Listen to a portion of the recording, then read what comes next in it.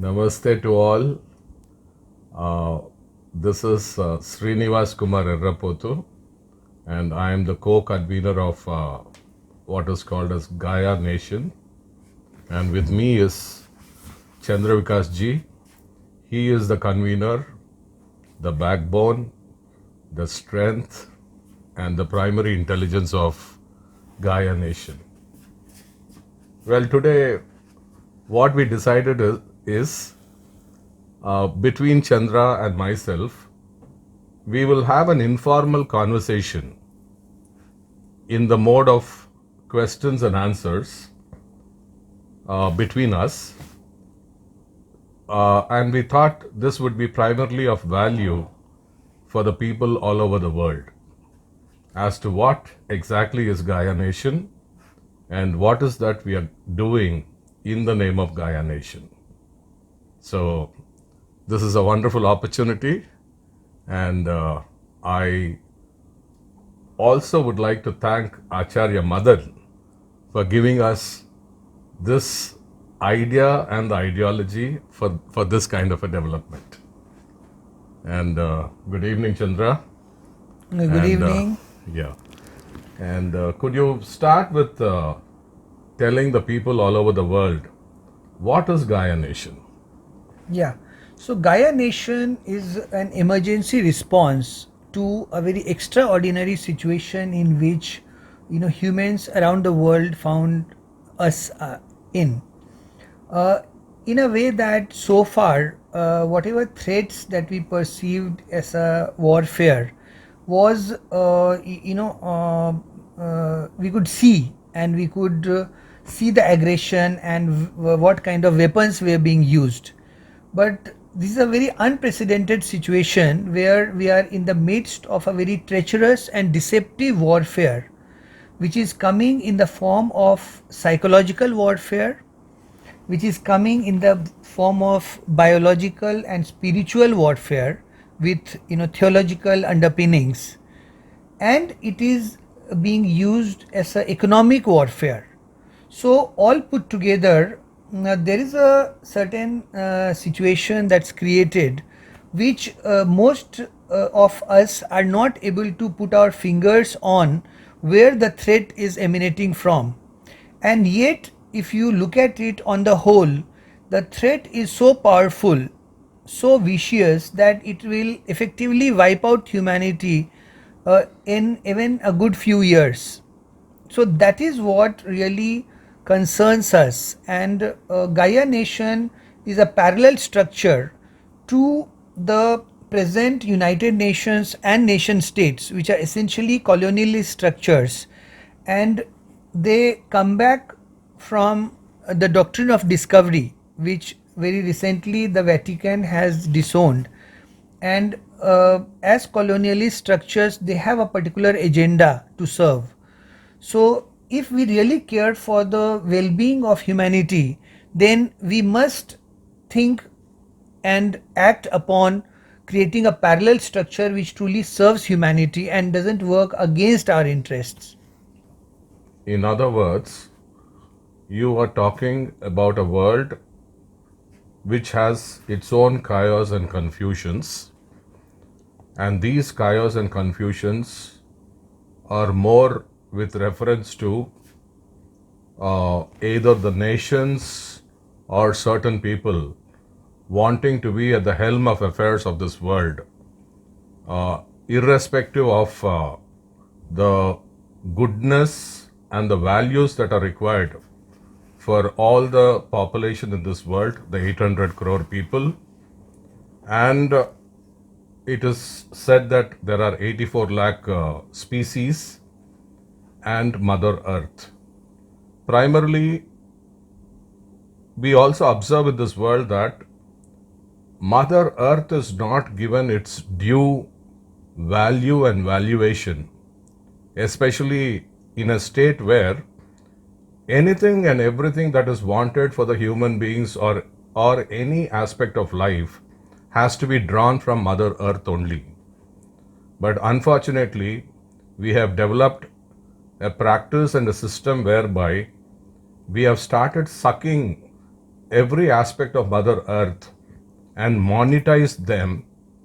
And in the process of monetization, if there is a superior order or an inferior order, a superior individual or an inferior individual, a superior organization or an inferior organization, a superior country or an inferior country, there has developed a tussle among these entities, and there is a mental war that has been happening at the individual level, family level, organizational level, societal level, at the country level, from the global to the local.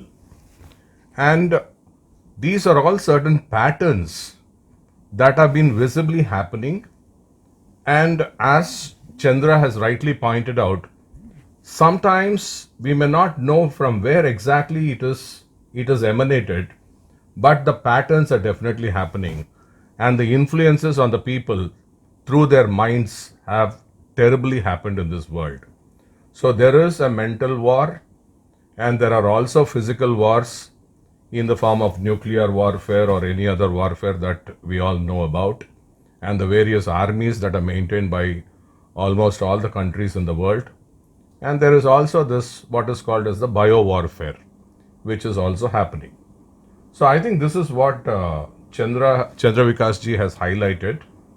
And for these reasons, and because the various countries in the world have not risen up to solve the primary problems that are existential in this world, there is a necessity for a Gaia nation.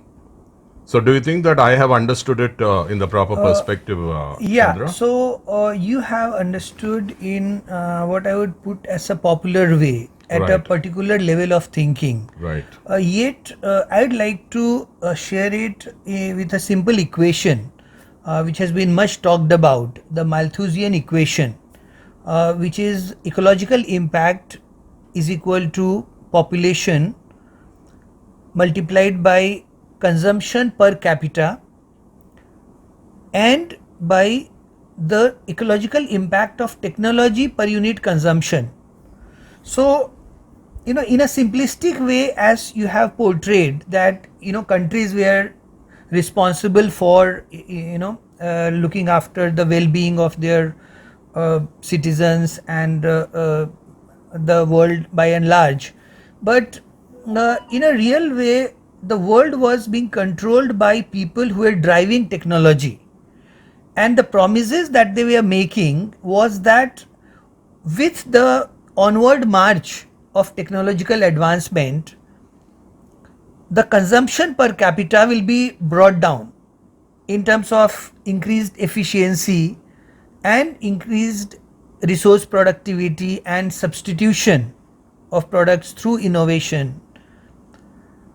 At the same time, it was also claimed that the ecological impact of technology itself, with respect to its fossil fuel use or with respect to its other resources use, will also come down. But somehow down the line, they failed to deliver, to either bring down consumption per capita or the impact of ecology on of technology. So they turned their guns on depopulating as the only way to balance ecological impact by secretive negotiations among heads of state and the bureaucratic institutions. So this is the treachery and deception in which people around the world by and large were kept aloof, or the whole agenda was either deceptive or it was they were misled. So what we are bringing the simplicity through Gaia Nation is that we are meeting a long unfulfilled demand for proportional representation, number one.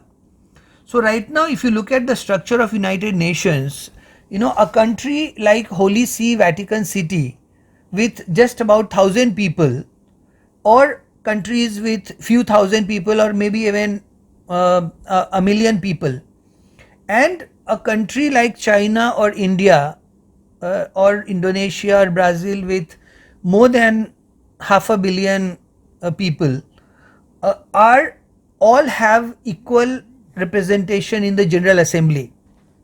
At the same time, against the grain of the Charter of United Nations, the aggressors of the Second World War were given veto powers and permanent seat in the highest body of United Nations, which is Security Council.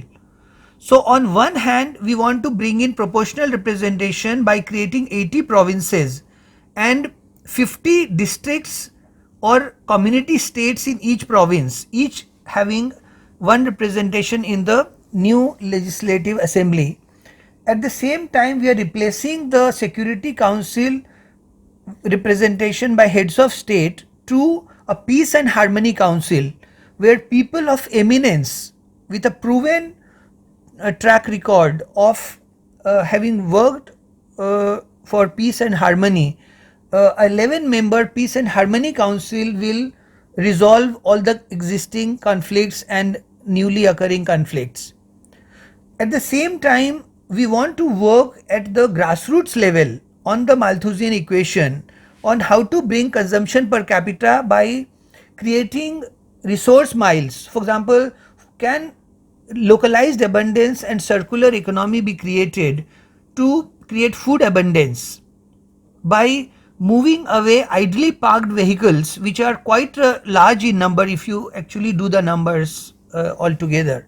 Similarly, can we re-establish the ridge to valley approach where the unobstructed flow of water from higher level to lower level with small check dams to meet the local requirement can ensure that most of the water is harvested, as well as by using mechanisms like urine diverting dry toilet in a novel way and through use of organic biodegradable mediums in the kitchen and washroom, as well as creating zero tolerance to any effluent in the industrial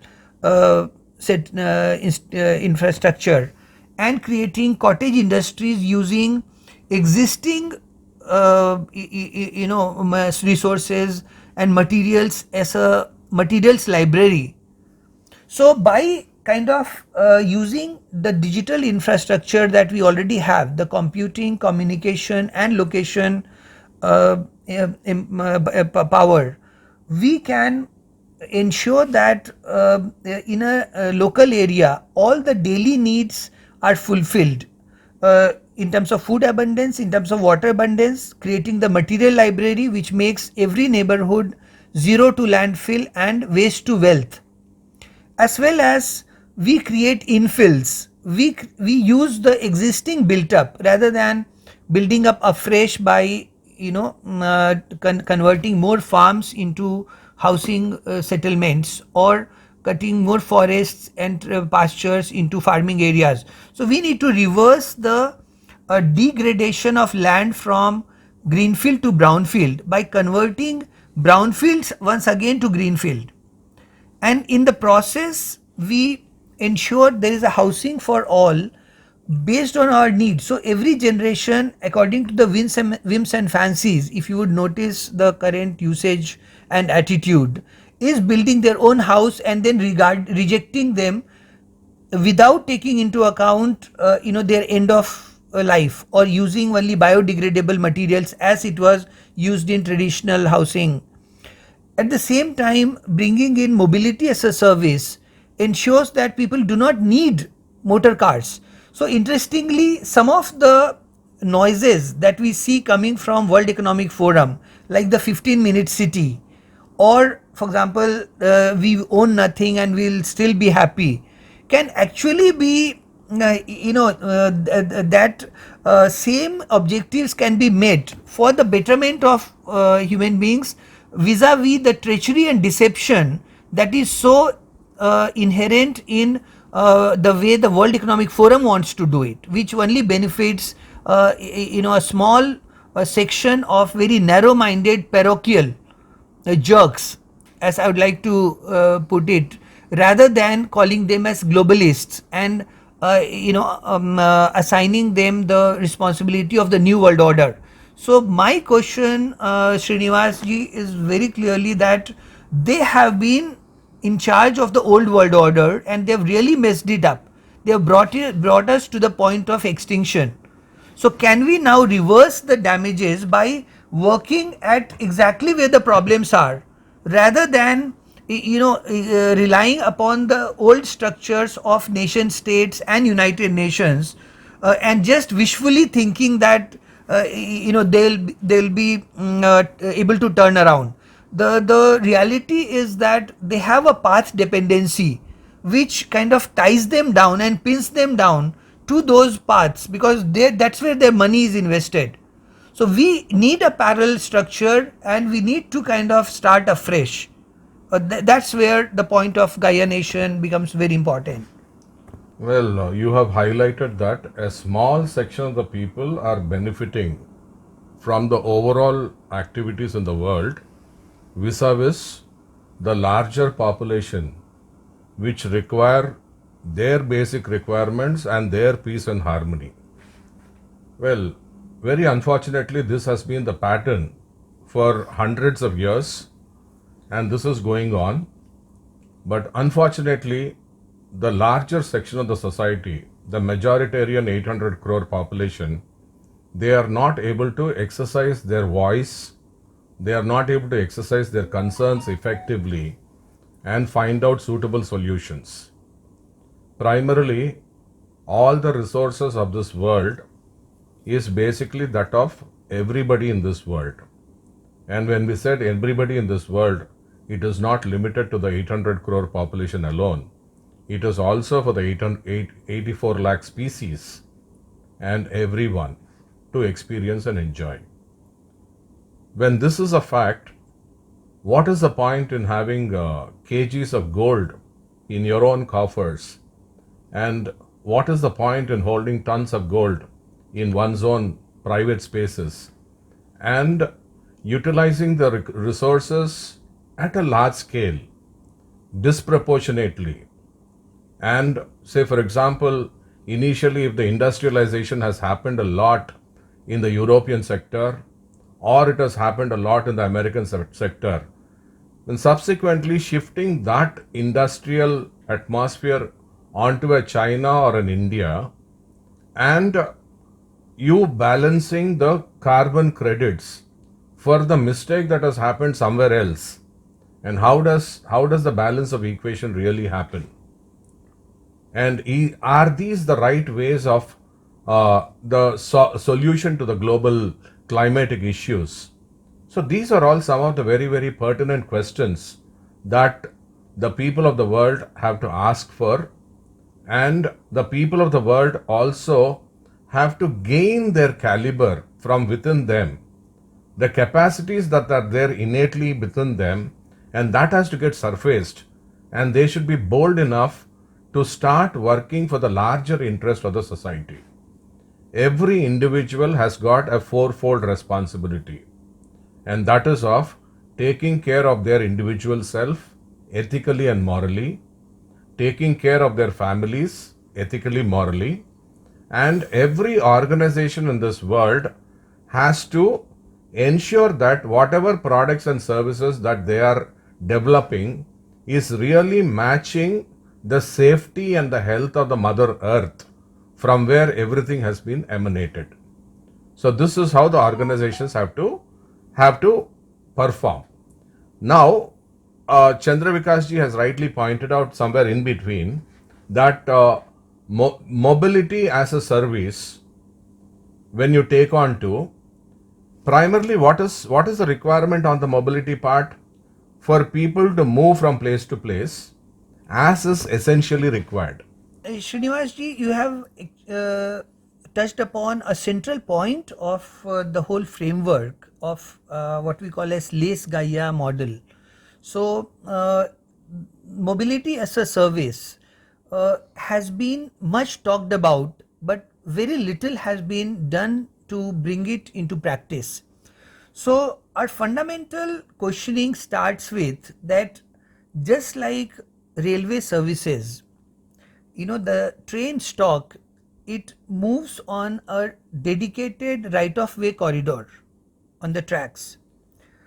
At the same time, there is a interchange by which you approach and board the train, or goods are loaded on the train. Also, there is a preordained trip routing. So there is a signaling system which determines which stock will start rolling at what time, and where does it stop, and what is its destination, where does it go to the service yard. So similarly, if we brought the same logic to road surface transport, in a way that we identify a seamless network of arterial roads which are dedicated right of way corridors. So, number one, it ensures the sanctity and integrity of the road network in a way that there cannot be any trespassing or crossing at the same grade. So, at every instance where a pedestrian or a light vehicle has to move, there are at strategic locations foot over or light vehicle over bridges or ramps where they can move from one side to another. At the same time, there are interchanges from where people board or goods are loaded. At the same time, there is also a land traffic control where every vehicle needs to take a navigation path to start its journey. And on the other side, this system also ensures the sanctity and integrity of the living spaces, so that the last mile and first mile connectivity happens on lighter modes, what are called non-motorized transport, like ultralight carts, electric vehicles, or even animal traction, or bicycles in large numbers. So by doing this, we create two tremendously significant benefits. On one side, we eliminate traffic jams because all our trips are preordained, and there is a possibility that there are different pathways on which the vehicles are distributed. So the entire road space is utilized, whereas when we take autonomous driving decisions, then everyone flocks to the most popular route. So eliminating traffic jams. Similarly, because we need fewer vehicles, because there is a higher occupancy due to aggregation, we need fewer drivers. So we have a mechanism by which we measure driving proficiency rating, and let's say instead of 900 vehicles carrying 1000 people across a corridor, we have only 200 vehicles, so accordingly only 200 drivers are required. So this allows us to screen and allocate driving assignments to the best possible quality of drivers. Similarly, when it comes to negotiating an intersection, we have speed guidance because it's a preordained trip routing, by which there is a virtual kind of platooning, by which no flyovers or stoppages are required at the traffic signals. There are no external traffic signals. It is all coordinated, synchronized in a way that vehicles can glide in north-south direction and then in another batch in the east-west direction. So by doing all this and creating choices like favorite co-travelers, by allowing first and last mile connectivity, we are able to streamline and bring down the fossil fuel requirement of the mobility system, as well as eliminate lots of distances, both in terms of unnecessary trips as well as localizing and bringing them to non-motorized transport. At the same time, the idle spaces that are deadlocked by idly parked vehicles are now freed, because we only need a rolling stock of vehicles depending on the demand on the arterial roads. So there is no vehicle unnecessarily intruding or trespassing into the living spaces, And just imagine the amount of space that we free up through this. A single vehicle occupies about 10 square meters under its footprint. Now, there are apportioned parking spaces in the marketplace, in the workspaces, in the schools, hospitals, and other recreational facilities, which could be 3 times for every vehicle on an average. So 30 square meters is freed by removing single vehicle. So if a neighborhood has about 10,000 vehicles, then effectively it is 0.3 million square meters of space that is made available. Now this is apportioned for growing more food locally, because we already have helping hands from the community. We already have some kind of a water supply. We already have kitchen compost which can be used to create manure. We already have fruits and other vegetables, so seeds can be collected in different households. So we create food abundance. Similarly, once the vehicles are removed, we don't need paved surface inside the houses. So lots of spaces can be unpaved, and with soil on the top, there more food can be grown, as well as water channels can be created along the roads and the streets, by which through a gradient water flows to lower levels, and it is collected in ponds, in wells, or recharges the groundwater aquifers. So through this we ensure not only water harvesting on the rooftop or some just sporadically scattered areas, but it ensures a neighborhood wide or a region wide water harvesting, as well as by eliminating pollution on the whole. We are able to ensure that rainwater, which is supposed to be best drinking quality water among 37 different kinds of water, uh, is stored directly for drinking and for potable purposes. Similarly, we have in the LACE model about 200 different projects. One of them is replacing water flush toilets with urine diverting dry toilets in a very novel and in a very innovative way without creating any hygiene issue. So here what we do is that it's a 3 chamber.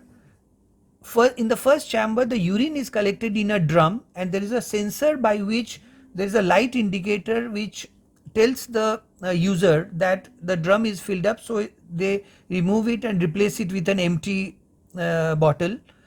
In the second chamber, as you press your squat, your feet, then through a piezoelectric sensor it opens the chamber, and after your ablution, instead of a water flush, when you press the flush button, it sprinkles some dry medium which absorbs moisture as well as deodorizes. And so it could be dry soil, or it could be dry paddy husk, or it could be coconut husk, or it could be sawdust, or it could be shredded dry leaves which can be collected from the neighborhood itself.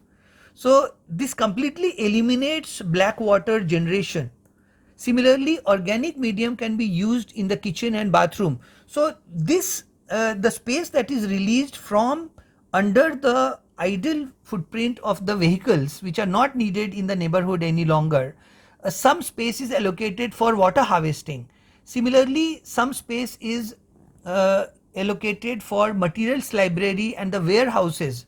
So where the plastic can be stored, where used clothes can be stored, where wood can be stored, where metals can be stored, where electronic gadgets can be stored, and they're all indexed and catalogued, so that any small or micro industry unit wants to use them as a raw material, they exactly know what is the content from that inventory.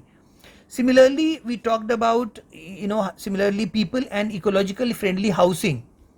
So we use now old cars, maybe a SUV, convert it into a shelter. Similarly, all the idle cars are now used most of them which are can be scrapped, so the paint and pigment is removed and the metal is reused to create the foot over bridges that we need for grade separation. So put it all together, mobility as a service becomes the fulcrum of creating this new revolution by which we eliminate the need for the consumption per capita and the technology part of the Malthusian equation to depopulate. Instead, it now directly reduces ecological impact, which was our original objective. So all we are doing is bringing together more truthfulness and justice, transparency and accountability into the promise of technology. So, till now, we have discussed about warfare, we have discussed about global selfishness, we had just touched based about the food for all, water management, pollution, and the sewage control, which is a highly global issue. And in also all the industrial cities. effluents The are industrial. eliminated. Yes. And these are some of the reasons.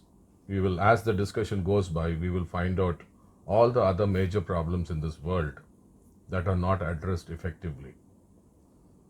Now, could you enlarge your thoughts and ideas about the global climate issue?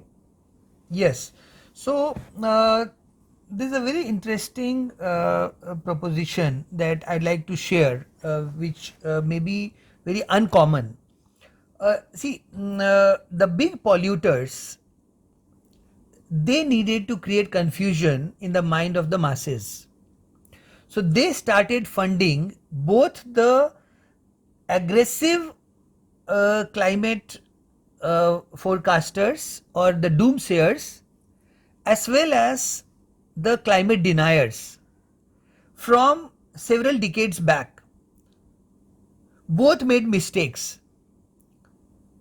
But in this confusion, we have been dragged now in the year 2023 to a position where in all these decades, despite the Paris Kyoto Protocol, then the Paris Protocol and the recent ones in Glasgow and now in Emirates, nothing has been done. If you look at the actual emissions level, they have kept not only increasing but accelerating, while the countries have been fighting amongst themselves on who should commit first, whether the developed countries or the developing countries.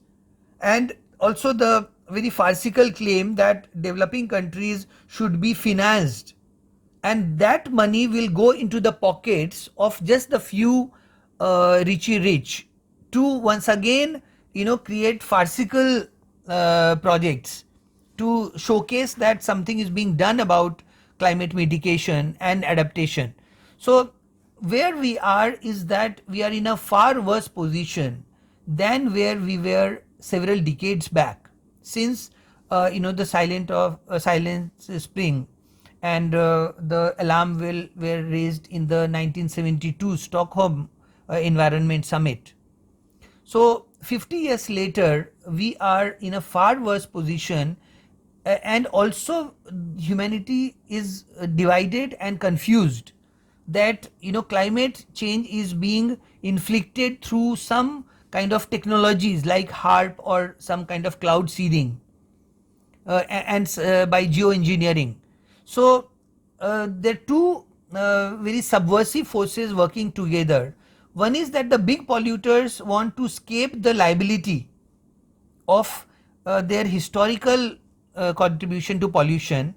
At the same time, civil society stray factions, they want to escape the accountability of whatever incremental pollution that is happening at the household level through greater use of motor vehicles or electrical appliances and a large number of other polluting sources. So where we are is that the situation is ripe to create a global mandate on localized abundance and circular economy and that is why we announced the formation of world government on 22nd of April, and we would urge the global community to really rise up and demand their stakeholders for faster and accelerated action in this direction.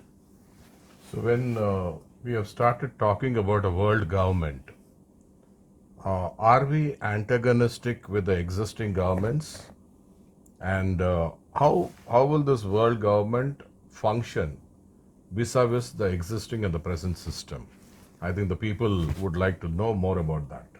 Yeah, so very good question. Now, as I shared the historical backdrop, governments are there to protect and safeguard people's interest and further their well-being. So, if we are doing what the governments themselves promised, there cannot be any confrontation or any antagonism unless governments, the ruling factions, are hell-bent on hiding their deception and not being true to their roles and responsibilities. So, all we are demanding as a civil society representation, that there should be greater transparency and accountability in what the government is promising and what it is delivering. So we actually want to work in cooperation with government, and in fact, being in India, starting this movement from India, our first stop is to call for government of India for a dialogue on how we can work together. So I think the environmental and climate crisis and overall built up of how the world has been divided into narrow minded selfish interests and factions, that there is no room for confrontation. We are already at the brink of extinction. So our humble submission is that our demand for dialogue must be met without losing any further time, and on our side we are willing to go all the way to cooperate with government who are open for dialogue. So it is pretty clear that we don't have any antagonism with any government nor any of the world bodies. But having said this, the lethargic movements of all the governments in this world and also the world bodies and the inter-government issues or the inter-country issues which are pushing the solution to the vital problems of this world slower and slower is really causing a global damage, and this global damage can lead to a certain doom in terms of certain components and portions of the geography of this world to go under the sea, under the water, and the global climate issues can create havoc in this world. So when our own governments, whichever country it is, for after all, these countries are formed because of the might, and they have been formed with the borders that have been developed by the various humans. So this is basically human No, development. Srinivasji, I'd like to correct this point that Right. if you look at the current nation states borders, Right. they're essentially colonialist shadows. And whether it's in Africa or Asia or Americas, we haven't yet come out of the shadows of colonialism. In fact, it has become far more treacherous and deceptive. So, what we are calling for is administrative simplicity and proportional representation by carving out 80 provinces for 8 billion people, in which each province serves about 100 million each, and every province is then classified into 50 districts or community states. And we also calling for a comprehensive sovereignty protocol in which the material resources are all in the control of the grassroots institutions, and once they are taking good care of their own people, then a percentage of the produce, it trickles up to meet the needs of the different levels of coordination from the grassroots to the global level. So by putting the horse before the cart, we are making a correction on a huge historical incongruency, which was essentially putting the cart before the horse Right. by printing money at the top and then delusionally claiming that it is trickling down. So we don't need the trickle down, we need the trickle up, because the production is happening at the grassroots level. Right. So this may run against the grain of some of the criminally minded psychopath elements, but with all love and compassion, for their own well-being, they need to be settled in a rehabilitation clinic instead of burdening them with roles and responsibilities which are disproportionate with their ability to discharge those responsibilities. So in So other that's my humble submission. in other words, you're moving on to tell that some of the people who are managing the governments, some of the people who are leading, they are not sufficiently qualified and they are not sufficiently in the know of things to take up that responsibility. Now, unfortunately, that's true, and that is at the heart of the problem that we are facing today. Right. Now, when you take any aspect of life, right from the schooling to the college to activities in an organization, there is an assessment of your performance. And based on the assessment of your performance, there is a rating, they give grades, they give positions and all things like that. So it is more of a meritocracy approach. But out in the public life, out in the political arena, in the name of democracy, is there true meritocracy that is getting established is something that we all have to very deeply think about. Yeah, very interesting question, and my answer is that we are now in a paradox where if people who were to determine where is the merit of the rulers of the world or the policy makers, then it is a question of like what's called a barber's paradox. So who cuts the barber's hair in the village where there is only one barber?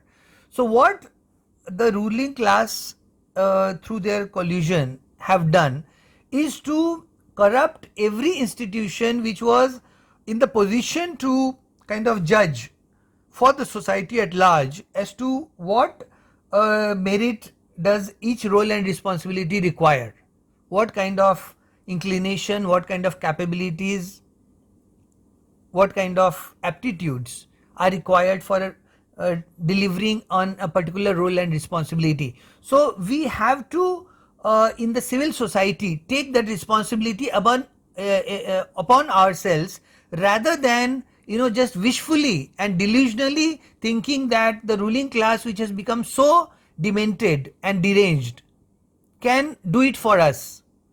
So that's where we have landed ourselves. That's right. So the world has to understand that when the civil society is coming forward to take up more and more responsibilities in the place where the elected governments have got a lacuna of performance, it should be taken in a positive note. The whole world should take in a positive note, appreciate it, and welcome it. And I appeal to all the people in the world, all the 800 crore people, to take up higher responsibility at the society level. And don't expect the leaders alone to solve problems. For after all, in a family of three people, 4 people, and 5 people, the father and mother have got n number of difficulties managing a house. So how can you expect a limited number of leaders to take care of the whole world? Srinivas ji, I would even like to correct that Yeah. when these people are not even mentally sound, then calling them as leaders itself is a misnomer. They are actually, accidental laggards who, through the, very misdirected process have landed on the top of the system in the ruling position or in the policy making roles. Well, So I think we need to take cognizance well, of the that I fact that they are no longer in a position to lead even themselves.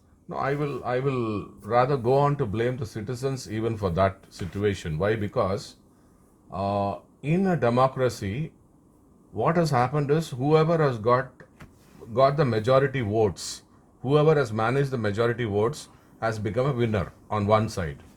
And on the other side, somewhere in the world, people have gone to the notion that politics is becoming bad, politics is becoming substandard, and therefore the good people have to be aloof from politics. And Yeah. this kind of, So I mean, yeah. just allow me a little more. This kind of an aloofness and the parental guidance for the children, not preferably for their children to get into the politics, has all distance from the positive thinking people, the good people, and the meritocratic people not to become active in public and political life. So, therefore, it is the civil society also who has to take on to this blame. Past is past. At least from now on, every member of the 800 crore population should start thinking for the welfare of the local society and the global society. Why? Because we are highly intertwined now. Your further comments on Yeah, this? so on one hand, this generalized remark that the whole of civil society should actively participate in democratic process. Yet, if you look at it in depth, the complexity and the opaqueness of the system deprives or denies large majority from even understanding what's going on. So it is now between one few selfish lot which is accidentally or criminally complicit in taking up positions of ruling and policy making, and a group of deep dive investigators and researchers who have been able to call their bluff. Now it is upon us to not only make larger sections of population aware about what is going on. At the same time, the moment we start exposing the how the ruling class has become so demented and deranged with respect to what they are promising and what they are actually delivering, and how they are distracting us from the real issues, actually the task becomes very cut out, that there is a vacuum and we only need to fill up that vacuum. So it all boils down to just a few people in the civil society who take the initiative, because somewhere down the line, as situation goes out of hand, there will be unbridled rage and anger. The frustration will boil over and people will start cornering like they did in Sri Lanka with the Rajpakshe, or it happened with Imran Khan, or in different ways in it's happening with Emmanuel Macron in France, or Justin Trudeau in Canada, or Jacinda Ardern in New Zealand. So these ruling class are also very frightened that if they do not take help from few good Samaritans in the civil society who are coming forward, they would be in deep trouble and they may even be hunted down like it happened with Benito Mussolini. So actually the situation is ripe for our intervention, and also there has to be receptivity from some elements of the ruling class themselves. It's only a matter of us to shed our inhibitions and to march forward, to have the meeting point, sit across the dialogue table and come to a win-win situation. So I think I'm not at all disheartened or even dissuaded by the complexity and the humongous nature of the problem. I think problems as they grow bigger are also self-solving. We only have to have that kind of eye for it, and with that kind of foresightedness and what would be called as a high level of thinking that we are approaching, I think it looks inevitable that elements of the ruling class will come forward to embrace our solution and the Gaia nation as a parallel structure will be created, and we will get down to the real task of repairing the ecological damage and the social fabric, creating livelihoods and creating peace, prosperity and joy for all in harmony with nature, as is our mission statement. So Well, as you beautifully said, on one side, this looks like a large, complex problem, a manifold structure of intertwined problems. But on the other side, after all, it is the humans who have created all these problems, and therefore, it is again the humans who are capable of solving the problems. And it is a very happy note that Gaia Nation is taking the initiative in this direction and is willing to come forward to solve problems, not for any power structure, I believe, and not for any takeover or to show and declare supremacy of power in this world, but because because of the various activities that have happened over the centuries, whether it is started from the Dutch Empire to the Roman Empire to the British colonialism to the American corporate colonialism or whatever, because of all these accumulation of problems over centuries, today the plight of the situation, the current situation, the world is very grave and grim, and everybody most probably are watching who is going to really bell the cat. I think this is exactly the problem that is there in the world. And this belling of the cat has become a complex issue. Why? Because there is a pseudo representation in this world that something somewhere is very mighty and we cannot overcome that. And those mighty nations of the past, let me tell you, ladies and gentlemen of all the world, let me tell you that the Dutch Empire was mighty once upon a time. The British Empire, the Roman Empire, they were all mighty over a certain period of time. And those mighty empires have fallen down over periods of time. Why did such great empires fall down? Normally, the falling down happens by virtue of the mistakes that you do, the kind of mistakes that the concerned people do. So that is how you fall down. When you don't make any mistakes, when you're able to take care of the overall welfare of the whole world, why would somebody want to pull you down? And again, pulling down is not the idea. I think Gaia Nation would like to invite everyone, every section of the 800 crore population, right from the powerful nations, right from the world bodies, right from any government in this world, to come forward to really solve the problems of the world and not merely limit themselves to lip services. yeah. These lip services, I think the whole population had been hearing from times immemorial, and we can't afford to continue with these kind of grave problems. And in future, there are more number of problems that are going to come out in this world. Now, having said this, So just to add to your question that who bells the cat, yes, my very short answer is that for whom the bell tolls. Thank you. right. Okay, Now, so now we'll having end the conversation. can Yeah. can we extend a little more? Okay. And in your opinion, what do you see as the major problems in this world? I don't see any problems actually, because with every problem there is a solution, and with an eye for the solution, I look at every such challenge as an opportunity. So the opportunity is that there was a simmering tension of unresolved issues with regards to climate and ecology, with regards to population, with regards to tensions between communities of countries, and the global south and the global north, or the present war in Ukraine, for example, which brings up the old fault lines left behind by the Second World War between NATO and the Eastern Bloc. So I don't see any problem as such. I see a very clear intent to either escape,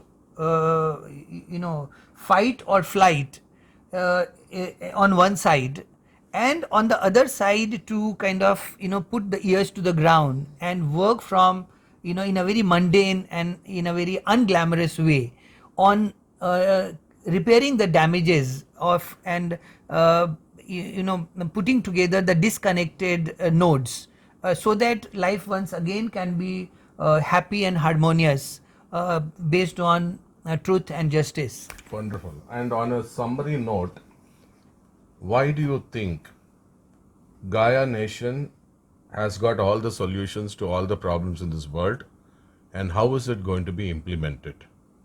Yeah. So Gaia Nation has evolved as a constant process of integration from the grassroots level to the global level, and from the microcosm to the macrocosm, and looking at how the conceptual arrangements are very similar at the microcosm level as well as at the macrocosm level. So by bringing in essentially a user centric design approach as well as a whole systems design approach, we are very much convinced that from that higher level of thinking, the kind of solutions we are able to offer are far more robust, resilient, and sustainable than the piecemeal short term solutions that have been offered by purely commercial interests so far. Wonderful. And as the co-convener of Gaia Nation, I would like to express to all the people in this world is kindly recall and remember that we are divine beings in the human form, and we can't be humans taking to the animal natures and a plant or a tree nature where you are exceptionally tamasic or peculiarly rajasic. The purpose of a human being is to become more and more sattvic, more and more spiritual, and every religion on this earth is primarily meant for that, to reach the highest epitome of knowledge and wisdom. And when we start moving in that direction, the consciousness level in this world will keep rising up. And with the rising up of the consciousness level, automatically a good number of problems that are prevailing in this world will start coming down. And I appeal and request all the people in this world to start thinking more and more on the lines of Gaia Nation. Gaia Nation is yet another terminology meant to be given to this world as a means to solve all the problems in this world, and not as a competition to anybody. It is not attempting to replace anybody. It is coming forward to solve the problems. It is coming forward to take up the responsibility of the problem solving in all the parts of this world. So having said this, I appeal to all the people in this world to come forward and take on to membership, take on to your role play, and start becoming an integrated part of the global Gaia Nation family, and let us all together solve all the problems in this world. Do you have any more points to say? No, I think you have very well concluded. Thank you so much. Thank you. It was a pleasure being on the program. Thank you so much.